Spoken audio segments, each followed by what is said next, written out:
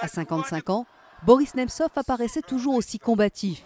Quelques heures avant son assassinat, l'opposant politique critiquait violemment Vladimir Poutine dans une ultime interview à la radio russe. Bien sûr, nous avons besoin de réformes politiques dans le pays. Bien sûr, quand le pouvoir est concentré dans les mains d'une seule personne et que cette personne définit en plus les règles, c'est une catastrophe absolue, absolue. Il était d'ailleurs l'un des réformateurs de la première heure. Physicien de formation, il entre en politique dès la chute de l'Empire soviétique. Il devient gouverneur, puis vice-premier ministre de Boris Eltsine. L'ancien président russe envisage même d'en faire son dauphin avant de choisir finalement son éternel rival, Vladimir Poutine.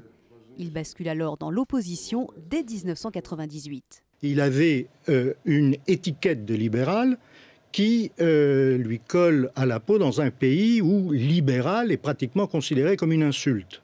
Élu député, il est considéré comme proche de l'Occident. Organisateur de nombreuses manifestations contestataires, il est arrêté plusieurs fois et mis sur écoute, mais l'opposant ne cesse jamais de dénoncer la politique de Vladimir Poutine.